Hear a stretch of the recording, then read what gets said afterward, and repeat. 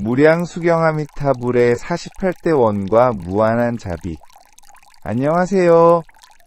오늘 우리가 함께 나눌 이야기는 정토 3부경 중 첫 번째인 무량수경에 대한 내용입니다. 무량수경은 아미타불의 전생인 법장보살이 세운 48가지 큰 서원에 대해 이야기하고 있어요.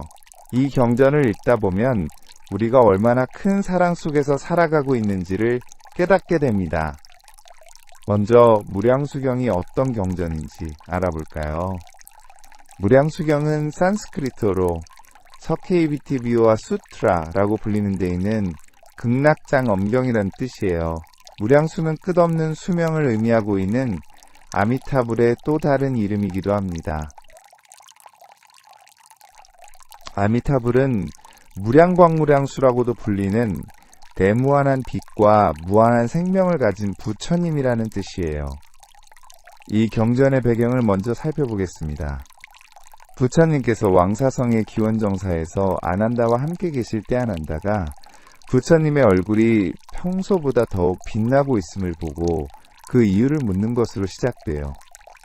부처님께서는 아난다의 질문이 매우 좋은 질문이라고 하시면 서무량겁 전에 있었던 법장보살의 이야기를 들려주시기 시작합니다. 법장보살의 이야기는 정말 감동적이에요. 아주 오래 전세자제왕이라는 임금이 있었는데 그는 세간자제왕열애라는 부처님의 가르침을 듣고 깊은 깨달음을 얻었어요. 그래서 왕위를 버리고 출가하여 법장보살이 되었습니다. 이미 여기서 우리는 중요한 메시지를 받을 수 있어요. 세상의 모든 권력과 부를 가진 왕이라 또 진정한 행복과 의미는 다른 곳에 있다는 것을 깨달았다는 거예요. 현대를 살아가는 우리도 마찬가지예요. 때로는 사회적 성공이나 물질적 풍요가 행복의 전부라고 생각하기 쉽지만 법장보살의 이야기는 우리에게 다른 관점을 제시해 줍니다. 진정한 행복은 다른 사람들을 위해 무언가를 할 수 있을 때 의미 있는 삶을 살 수 있을 때 찾을 수 있다는 거예요. 법장보살은 스승인 세간자제 왕열에게 이런 말씀을 드려요. 저는 위없는 정등정각을 이루어 모든 중생을 구제하고 싶습니다. 어떻게 하면 그런 부처가 될 수 있을까요? 이 질문 자체가 참 아름답지 않나요? 자신의 깨달음을 위해서가 아니라 모든 중생을 구제하기 위해서 부처가 되고 싶다는 마음이요. 세간자제 왕열에는 법장보살에게 210억 개의 다른 부처님 세계를 보여주셨어요. 각각의 세계마다 좋은 점과 부족한 점들이 있었죠. 법장보살은 5겁이라는 아주 긴 시간 동안 이 모든 세계들을 관찰하고 연구했어요. 그리고 마침내 모든 세계의 장점만을 모은 가장 완벽한 정토를 만들겠다는 48가지 서원을 세웠습니다. 여기서 5겁이라는 시간에 대해 생각해 볼까요? 겁이라는 시간 단위는 상상할 수 없을 정도로 긴 시간이에요. 하나의 겁은 약 43억 2천만 년 정도로 추정되는데 5겁이라면 그 몇 배에 해당하는 시간이에요. 법장보살이 얼마나 신중하고 치밀하게 자신의 서원을 준비했는지 알 수 있어요. 이것은 우리에게 큰 위로가 됩니다. 때로 우리는 급한 마음에 성과를 내려고 하거나 빨리 문제를 해결하려고 조급해하기도 해요. 하지만 정말 의미 있는 일, 정말 가치 있는 일은 충분한 시간과 준비가 필요하다는 것을 법장보살의 이야기가 보여주고 있어요.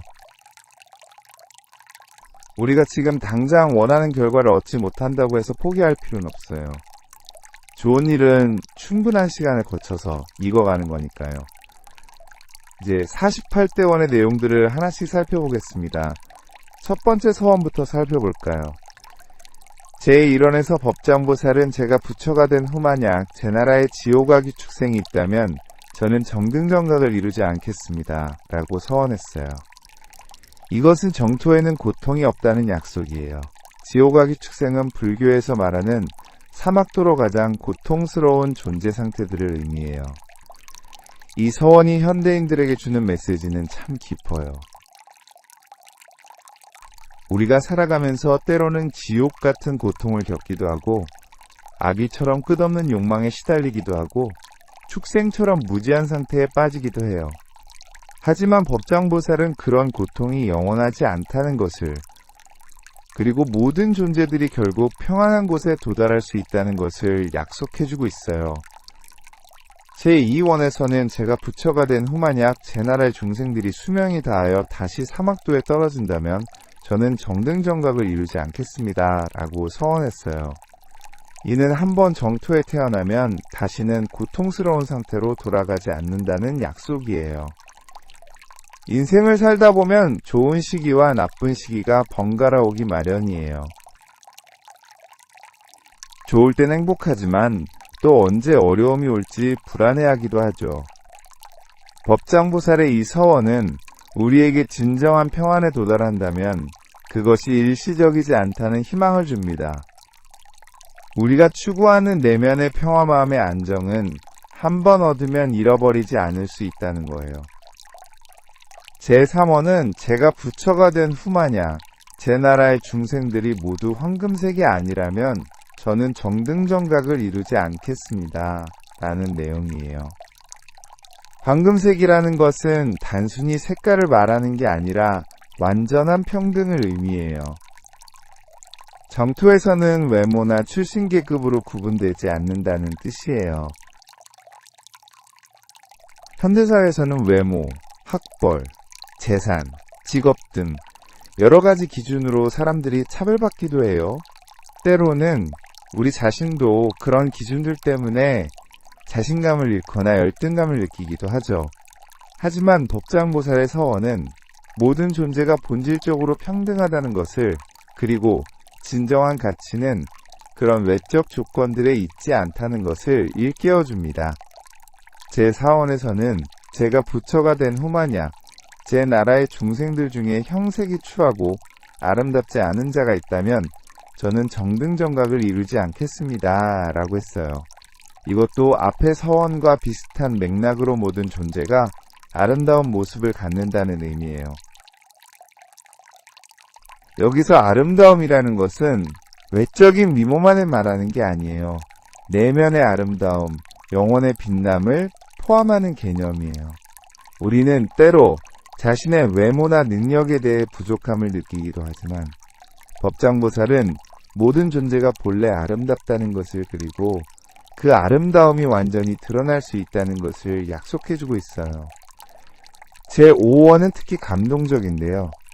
제가 부처가 된 후 만약 제 나라의 중생들이 순명통을 얻어 백천억 나유타의 재불국토의 일을 알지 못한다면 저는 정등정각을 이루지 않겠습니다. 라는 내용이에요. 숙명통이란 과거생을 기억하는 능력을 말해요. 이 서원은 우리에게 깊은 통찰을 줍니다. 현재 우리가 겪고 있는 어려움이나 고통이 갑자기 생긴 것이 아니라 긴 인연의 흐름 속에 있다는 것을 알 수 있게 해준다는 거예요. 그리고 그 흐름을 이해할 때 현재의 상황을 더 넓은 관점에서 바라볼 수 있게 됩니다. 우리가 지금 겪는 어려움도 영원하지 않으며 또 큰 성장과 깨달음을 위한 과정일 수 있다는 것을 깨닫게 되는 거예요. 제6원에서는 천안통에 대해 이야기해요. 제가 부처가 된 후 만약 제 나라의 중생들이 천안통을 얻어 백천억 나유타의 재불국토를 보지 못한다면 저는 정등정각을 이루지 않겠습니다. 천안통은 모든 것을 꿰뚫어보는 능력이에요. 이것은 현대인들에게 매우 중요한 메시지를 담고 있어요. 우리는 때로 좁은 시야에 갇혀서 문제를 바라보기 때문에 더 고통스러워하기도 해요. 하지만 더 넓고 깊은 관점에서 바라볼 수 있다면 지금의 어려움도 다르게 보일 수 있어요. 마치 산 정상에서 내려다보면 평지에서 보이던 장애물들이 작게 보이는 것처럼요.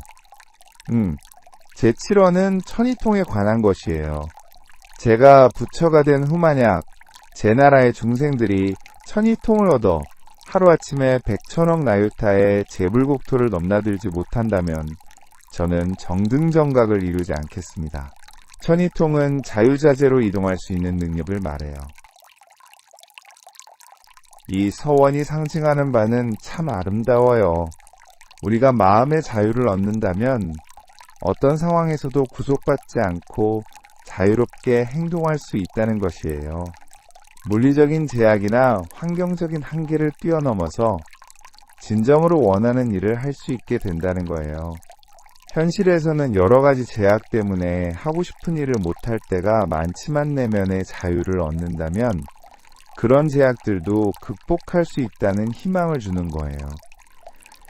제8원에서는 타심통에 대해 말해요. 제가 부처가 된 후만약 제나라의 중생들이 타심통을 얻어 백천억 나유타 재불 및 중생들의 마음을 알지 못한다면 저는 정등정각을 이루지 않겠습니다. 타심통은 다른 사람의 마음을 아는 능력이에요. 이것은 인간관계에서 우리가 흔히 겪는 어려움과 관련이 있어요. 서로의 마음을 이해하지 못해서 생기는 오해나 갈등들 말이에요. 법장보살의 이 서원은 진정한 이해와 공감이 가능하다는 희망을 줍니다.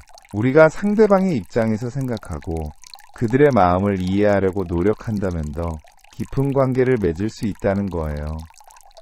제9원과 제10원은 천이통과 루진통에 관한 것으로 번뇌로부터의 완전한 해탈을 다루고 있어요. 현대인들이 겪는 스트레스 불안 우울감 같은 것들이 모두 번뇌의 일종이라고 볼 수 있어요. 법장보살은 이런 모든 정신적 고통으로부터 완전히 벗어날 수 있다는 것을 약속해주고 있어요. 제11원부터 제20원까지는 정토의 특성과 그곳에 태어나는 존재들의 특징에 대해 다루고 있어요. 특히 주목할 만한 것은 제12원인데요. 제가 부처가 된 후만약 제 광명이 한량없어서 백천억 나유타의 재불국토를 비추지 못한다면 저는 정등정각을 이루지 않겠습니다. 이 서원에서 아미타불은 무량광불이라고 불리게 됩니다. 무한한 빛이라는 것은 물리적인 빛을 넘어서 지혜의 빛잡이의 빛을 의미해요. 어둠 속에서 길을 잃었을 때 등불이 얼마나 소중한지 우리는 알고 있어요. 마찬가지로 인생의 어둠 속에서 헤맬 때 아미타불의 광명이 우리를 인도해 준다는 거예요. 제13원에서는 수명에 대해 말해요. 제가 부처가 된 후만약 제 수명에 한량없어서 백천억 나유타급을 넘지 못한다면 저는 정등정각을 이루지 않겠습니다. 여기서 아미타불은 무량수불이라고 불리게 되죠. 무한한 수명이라는 것은 죽음에 대한 우리의 두려움을 달래주는 약속이에요. 모든 생명체는 죽음을 두려워하지만 아미타불의 무한한 생명은 죽음이 끝이 아니라는 것을, 생명은 계속 이어진다는 것을 보여줍니다.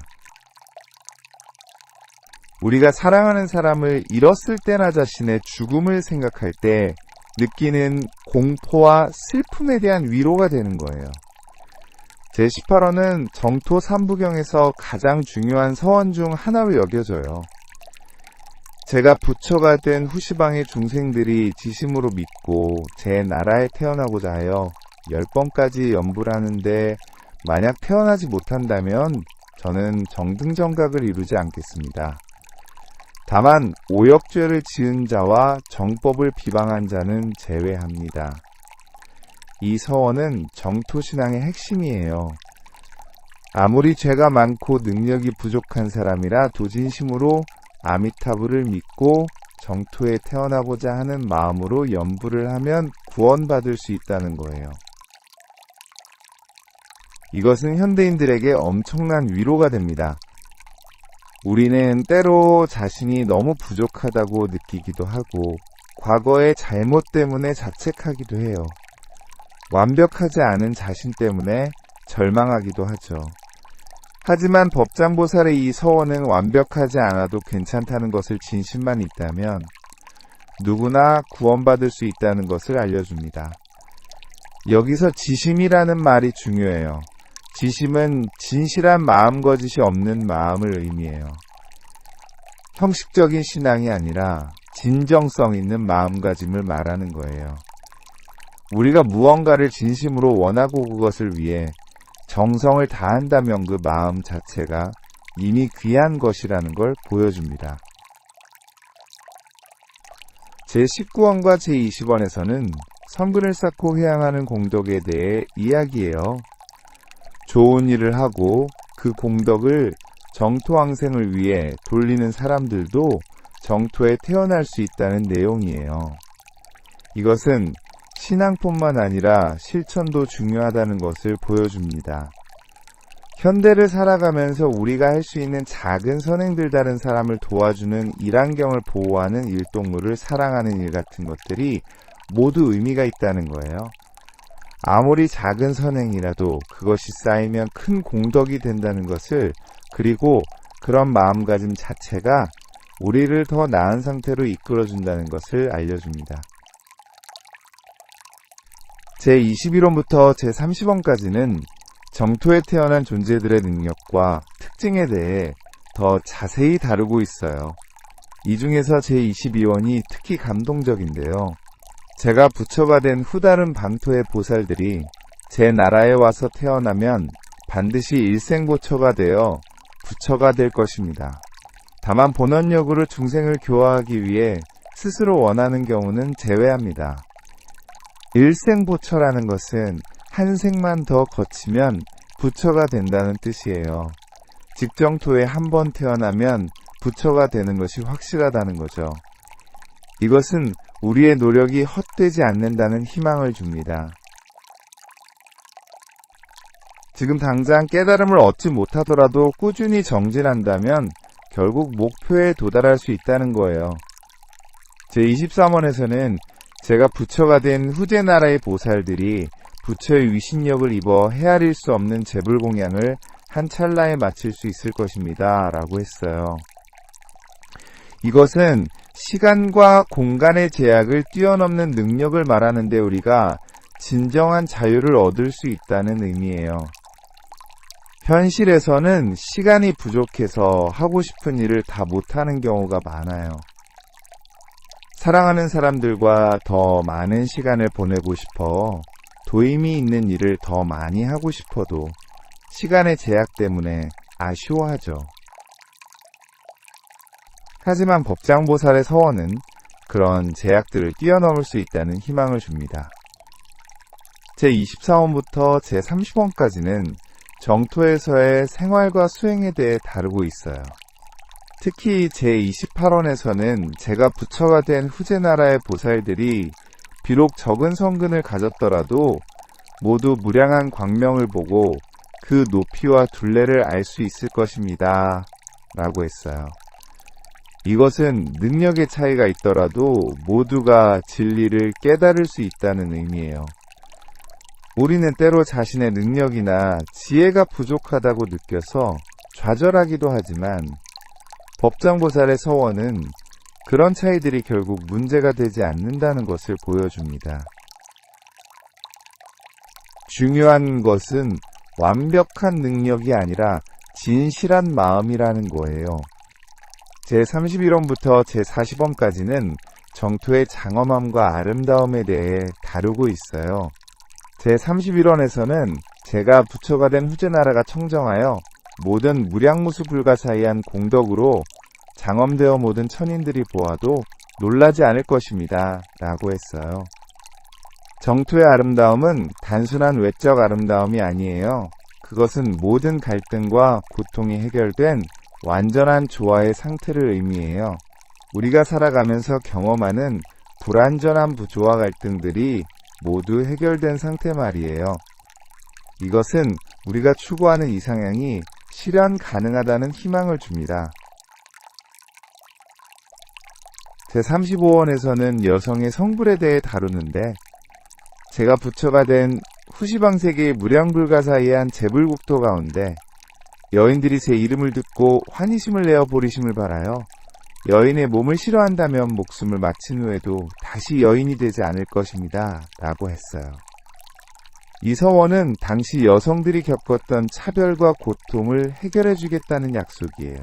현대적으로 해석하면 성별이나 다른 사회적 조건 때문에 겪는 불평등과 차별이 궁극적으로는 해결될 수 있다는 의미로 받아들일 수 있어요.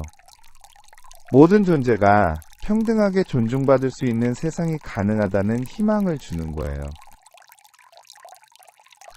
제41원부터 제48원까지는 정토신앙의 완성과 그 영향에 대해 다루고 있어요. 제46원에서는 제가 부처가 된 후 제 나라의 보살들이 듣고자 하는 법을 자연히 들을 수 있을 것입니다. 라고 했어요. 이것은 진리에 대한 갈증이 자연스럽게 해결된다는 의미예요. 우리는 때로 인생의 의미나 진리에 대해 궁금해하지만 명확한 답을 찾기 어려워 답답해하기도 해요. 하지만 이 서원은 그런 갈증이 자연스럽게 해소될 수 있다는 희망을 줍니다. 마지막 제48원은 특히 의미가 깊어요. 제가 부처가 된 후제 나라의 보살들이 삼법인을 얻지 못한다면 저는 정등정각을 이루지 않겠습니다. 삼법인은 음성인, 총지인, 무생법인으로 완전한 깨달음의 상태를 의미해요. 이것은 정토에 태어나는 모든 존재가 궁극적으로 완전한 깨달음을 얻는다는 약속이에요. 우리의 모든 노력과 수행이 결국 완성에 이른다는 희망을 주는 거예요. 이제 48대 원의 의미를 좀 더 깊이 생각해 볼까요? 이 서원들을 보면 법장보살이 얼마나 세심하고 자비로운 마음으로 중생들을 생각했는지 알 수 있어요. 단순히 고통에서 벗어나게 해주는 것을 넘어서 모든 존재가 완전한 행복과 깨달음을 얻을 수 있도록 모든 조건을 준비해 주었다는 거예요. 여기서 우리가 주목해야 할 것은 법장보살의 마음가짐이에요. 자신의 깨달음이나 성취를 위해서가 아니라 오직 중생들의 고통을 덜어주고 행복하게 해주기 위해서 이런 서원을 세웠다는 점이에요. 이것은 진정한 사랑이 무엇인지를 보여주는 완벽한 예시라고 할 수 있어요. 우리도 일상생활에서 이런 마음가짐을 배울 수 있어요. 가족이나 친구들을 위해 무언가를 할 때 내가 인정받기 위해서가 아니라 진정으로 그들의 행복을 바라는 마음으로 하는 거예요. 그럴 때 우리 자신도 더 큰 기쁨과 보람을 느낄 수 있어요. 법정보살이 48대 원을 세운 후에는 어떻게 되었을까요?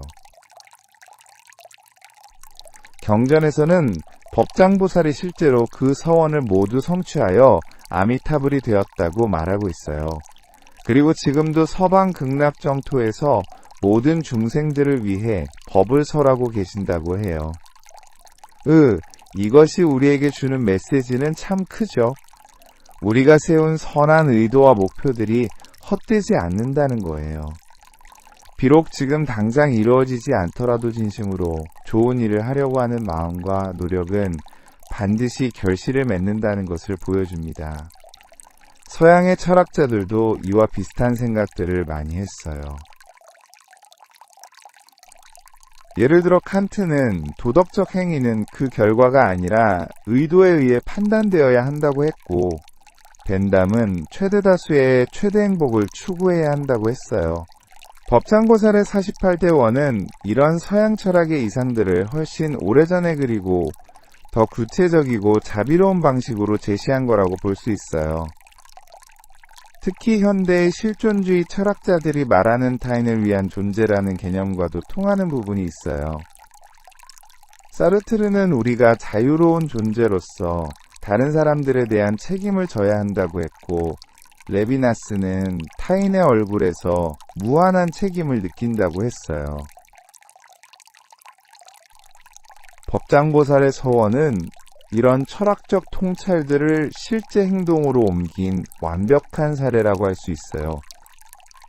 무량수경에서는 48대 원 이후에 정토의 모습에 대해서도 자세히 묘사하고 있어요.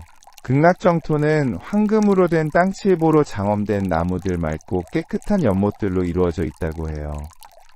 하지만 이런 묘사들을 단순히 물질적인 풍요로만 이해하면 안 돼요.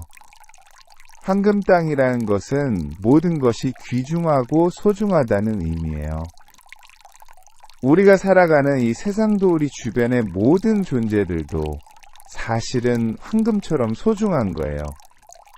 다만 우리가 그것을 깨닫지 못하고 있을 뿐이죠. 정토의 묘사는 우리에게 일상의 소중함을 다시 깨닫게 해주는 거예요. 칠보나무라는 것도 마찬가지예요. 칠보는 금은 유리수정 산호진주만호를 말하는데 이것들은 모두 아름다움을 상징해요. 정토의 나무들이 이런 보석들로 이루어져 있다는 것은 자연의 모든 것이 완벽한 아름다움을 갖고 있다는 의미예요. 우리가 살아가면서 자연을 바라볼 때도 이런 관점을 가질 수 있어요. 길가의 작은 풀꽃도 하늘의 구름도 모두 칠보나무만큼 아름다운 거예요. 단지 우리의 마음이 바쁘거나 어두워져서 그 아름다움을 놓치고 있는 거죠. 정토의 연못에 대한 묘사도 의미가 깊어요. 연못의 물은 8가지 공덕을 갖고 있다고 해요. 감미롭고 시원하고 부드럽고 가볍고 맑고 냄새가 없고 마셔도 목이 상하지 않고 마시면 배가 편안해진다고 해요. 이 8가지 공덕은 우리가 추구해야 할 마음의 상태를 보여줘요. 감미로운 마음은 다른 사람들에게 달콤한 말과 행동을 베푸는 마음이에요. 시원한 마음은 화를 내지 않는 평온한 마음이고, 부드러운 마음은 강하지도 약하지도 않은 중도의 마음이에요. 연못에는 연꽃들이 피어 있다고 해요. 청년화, 황년화, 정년화, 백년화가 각각의 빛깔로 빛나고 향기를 풍긴다고 해요. 연꽃은 불교에서 매우 중요한 상징인데 진흙 속에서 피어나지만 더럽혀지지 않는 순수함을 나타내요. 우리의 삶도 마찬가지예요. 비록 세상이 복잡하고 때로는 더러운 일들로 가득하더라도 우리 마음속의 순수함과 아름다움은 지킬 수 있어요. 연꽃처럼 어떤 환경에서도 자신의 본연의 아름다움을 잃지 않고 살아갈 수 있는 거예요. 정토에 사는 존재들에 대한 묘사도 감동적이에요. 그들은 모두 화생이라고 해서 연꽃에서 태어난다고 해요. 이것은 부모로부터 태어나는 태생과는 다른 개념인데였보나 인연에 얽매이지 않는 완전히 자유로운 탄생을 의미해요. 현실에서 우리는 태어나면서부터 여러 가지 조건들의 제약을 받죠. 가정, 환경, 사회적, 배경, 유전적 특성 등등 말이에요. 때로는 이런 조건들 때문에 좌절하기도 하고 불공평하다고 느끼기도 해요. 하지만 화생이라는 개념은 그런 모든 제약으로부터 자유로워질 수 있다는 희망을 줍니다. 정토의 존재들은 또한 모두 아바발치카라는 상태에 있다고 해요. 이것은 다시 퇴전하지 않는다는 뜻인데 번 얻은 깨달음을 잃어버리지 않는다는 의미예요. 우리는 때로 좋은 깨달음을 얻거나 마음의 평화를 느끼다가 도일상의 스트레스나 어려움 때문에 다시 원래 상태로 돌아가는 경우가 많아요. 하지만 아바발치카의 상태는 그런 후퇴가 없다는 거예요. 우리가 얻은 모든 좋은 경험과 깨달음이 축적되어서 점점 더 나은 상태로 발전해 간다는 희망을 주는 거죠. 무량수경에서는 정토에서의 생활에 대해서도 자세히 설명하고 있어요. 정토의 존재들은 하루에 3번씩 꽃을 공양하러 다른 부처님 나라들을 방문한다고 해요. 이것은 학습과 성장이 계속된다는 의미예요. 우리도 평생 배우고 성장하는 존재잖아요.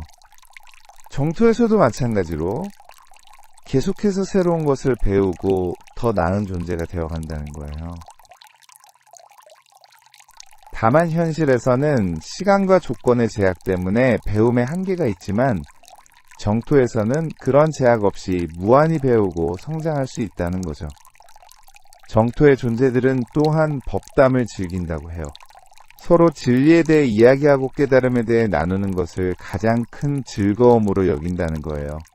이것은 진정한 행복이 무엇인지를 보여주는 대목이에요. 현실에서 우리가 추구하는 즐거움들은 대부분 일시적이에요. 맛있는 음식을 먹거나 재미있는 영화를 보거나 좋은 음악을 듣는 것들 말이에요. 물론 이런 즐거움들도 나쁘지 않지만 정토에서의 법담은 그보다 훨씬 깊고 지속적인 행복을 준다는 거예요. 우리도 일상에서 의미 있는 대화를 나눌 때 비슷한 경험을 할 수 있어요. 친구나 가족과 인생의 대의 꿈에 대의 가치관에 대해 깊이 있는 이야기를 나눌 때 느끼는 만족감과 기쁨이 그런 거예요. 그런 순간들이 우리에게 정토의 즐거움을 미리 맛보게 해주는 거라고 할 수 있어요. 무량수경에서 특별히 강조하는 것 중 하나는 아미타불의 설법이에요. 아미타불께서는 항상 중생들을 위해 법을 설하신다고 해요. 그런데 그 설법은 듣는 사람의 근기에 맞춰서 저절로 조절된다고 해요. 어떤 사람에게는 깊은 철학적 진리로 들리고 어떤 사람에게는 실용적인 생활 지혜로 들리고 또 어떤 사람에게는 위로와 격려의 말씀으로 들린다는 거예요. 이것은 진리가 획일적이지 않다는 것을 각자의 상황과 필요에 맞는 형태로 다가온다는 것을 보여줍니다. 현실에서도 마찬가지예요. 같은 책을 읽어도 사람마다 다르게 받아들이고 같은 조언을 들어도 각자에게 다른 의미로 다가오잖아요. 이것은 우리 각자가 독특한 존재라는 것을 그리고 우리 모두에게 맞는 각자만의 진리와 길이 있다는 것을 의미해요. 아미타불의 또 다른 특징은 항상 중생들을 생각하고 계신다는 거예요. 경전에서는 아미타불께서 중생들이 정토에 오기를 항상 기다리고 계신다고 해요. 마치 부모가 자식을 기다리는 마음처럼 사랑하는 사람이 돌아오기를 기다리는 마음처럼 말이에요. 이것은 우리가 혼자가 아니라는 것을 일깨워줍니다. 아무리 외롭고 힘들 때라도 우리를 사랑하고 기다리는 존재가 있다는 거예요. 현실에서도 마찬가지로 우리 주변에는 우리를 사랑하고 걱정해주는 사람들이 있어요. 다만 우리가 그것을 잊고 있을 뿐이죠. 무량수경의 말미에서는 이 가르침을 듣고 깨달음을 얻은 사람들의 이야기가 나와요. 어떤 사람들은 즉시 높은 깨달음의 단계에 올랐고 어떤 사람들은 정토왕생에 대한 확신을 얻었다고 해요. 이것은 법장보살의 48대 원이 단순한 이상이 아니라 실제로 효과가 있는 가르침이라는 것을 보여줍니다. 이 이야기를 듣는 것만으로도 사람들의 마음이 변화하고 희망을 얻고 평안을 찾을 수 있다는 거예요. 우리도 이런 경험을 할 수 있어요. 좋은 이야기를 듣거나 감동적인 글을 읽을 때 마음이 한결 가벼워지고 희망이 생기는 것처럼 말이에요. 무량수경의 가르침도 그런 힘을 가지고 있어요. 단순히 지식을 전달하는 것이 아니라 우리의 마음을 실제로 변화시키고 치유하는 힘을 가지고 있는 거예요. 법장보살의 48대 원을 통해 우리가 얻을 수 있는 현대적 지혜들을 정리해보면 이런 것들이 있어요. 첫째, 완벽하지 않아도 괜찮다는 것이에요. 법장보살의 서원은 모든 중생을 포함하고 있어요. 능력이 뛰어난 사람만을 위한 가르침이 아니라 평범하고 부족한 사람들도 모두 구원받을 수 있다는 거예요. 우리가 지금 완벽하지 않다고 해서 절망할 필요가 없어요. 둘째, 진심이 가장 중요하다는 것이에요. 48대 원에서 반복적으로 강조되는 것은 지심 즉 진실한 마음이에요. 형식적인 종교행위나 외적인 조건보다는 진정성 있는 마음가짐이 더 중요하다는 거예요. 셋째, 혼자가 아니라는 것이에요. 아미타불은 혼자서 깨달음을 얻고 끝내신 것이 아니라 모든 중생을 함께 구원하겠다는 서원을 세우셨어요. 우리도 혼자만 잘 살면 되는 것이 아니라 다른 사람들과 함께 행복해질 때 진정한 의미가 있다는 거예요. 넷째, 희망을 잃지 말라는 것이에요. 아무리 어려운 상황에서도 아무리 많은 실패를 경험했어도 48대원은 모든 존재에게 희망이 있다는 것을 보여줍니다. 우리의 노력이 헛되지 않고 언젠가는 반드시 좋은 결과를 얻을 수 있다는 거예요. 다섯째, 지금 이 순간도 소중하다는 것이에요. 정토왕생은 죽어서만 가능한 것이 아니에요. 법장보살의 서원을 마음에 새기고 그 뜻에 따라 살아간다면 지금 이 순간부터 우리의 삶이 정토가 될 수 있어요. 무량수경의 가르침은 2500년 전에 나온 것이지만 현대를 살아가는 우리에게도 여전히 큰 의미가 있어요. 특히 개인주의가 강해지고 경쟁이 치열해지고 사람들이 점점 더 외로워지는 현대 사회에서 법장보살의 무조건적인 사랑과 자비는 더욱 소중하게 느껴져요. 우리가 살아가면서 겪는 여러 가지 어려움들, 인간관계의 갈등, 경제적 압박, 건강 문제, 미래에 대한 불안 등등 이런 것들로 힘들어할 때 48대원을 떠올려 보세요. 여러분을 향한 무한한 사랑과 자비가 있다는 것을, 여러분의 행복을 진심으로 바라는 존재가 있다는 것을 기억해 주세요. 그리고 여러분도 법장보살처럼 다른 사람들을 위해 무언가를 할 수 있어요. 거창한 서원을 세울 필요는 없어요. 가족에게 따뜻한 말 한마디를 건네는, 거스려온 이웃을 도와주는, 겉환경을 보호하는 작은 실천을 하는 것이란 것들이 모두 법장보살의 마음을 실천하는 거예요. 무량수경의 마지막 부분에서 부처님께서는 이런 말씀을 하세요. 이 경을 듣고 믿고 받아들이는 것은 매우 어려운 일이다. 세상에서 가장 어려운 일이다. 하지만 동시에 그렇기 때문에 더욱 소중하다라고도 하세요. 신앙이나 믿음이라는 것이 때로는 어리석어 보일 수도 있어요. 과학이 발달하고 이성적 사고가 중요시되는 현대에서는 더욱 그럴 수 있죠. 하지만 무량수경의 가르침은 단순한 맹신을 요구하는 것이 아니에요. 논리적으로 생각해봐도 충분히 합리적인 내용들이에요. 사랑하는 사람을 위해 희생하는 것이 합리적이듯이 뭐든 존재의 행복을 위해 노력하는 것도 합리적이에요. 자신만을 위해 사는 것보다 다른 사람들과 함께 행복해지는 것이 더 의미 있다는 것도 상식적으로 이해할 수 있는 일이에요. 법장보살의 48대원은 결국 사랑에 관한 이야기예요. 조건 없는 사랑, 무한한 사랑, 모든 것을 포용하는 사랑에 관한 이야기예요. 이런 사랑이 실제로 존재한다는 것을, 그리고 우리도 그런 사랑을 받을 자격이 있다는 것을, 그리고 우리도 그런 사랑을 베풀 수 있다는 것을 가르쳐 주는 거예요. 오늘 밤 잠자리에 들기 전에 또는 내일 아침 일어나서 잠시 시간을 내어 법장보살의 48대원을 생각해 보세요. 여러분을 향한 무한한 사랑과 자비를 느껴보세요. 그리고 여러분도 누군가에게 그런 사랑을 줄 수 있다는 것을 믿어보세요. 그럴 때 여러분의 마음에도 정토의 평안이 깃들 것입니다. 무량수경의 가르침은 여기서 끝나지 않아요. 이것은 시작일 뿐이에요. 이 이야기를 듣고 마음에 작은 변화라도 일어났다면 그것이 바로 법장보살의 서원이 여러분 안에서 실현되기 시작한 거예요. 그 작은 씨앗을 소중히 키워나가시기 바라요. 언젠가는 아름다운 연꽃으로 피어날 테니까요. 여러분 모두가 행복하시기를, 평안하시기를, 그리고 사랑 가득한 삶을 사시기를 진심으로 기원합니다. 오늘의 이야기가 여러분의 마음에 작은 위로라도 되었기를 바라며 무량수경에 대한 이야기를 마치겠습니다. 감사합니다.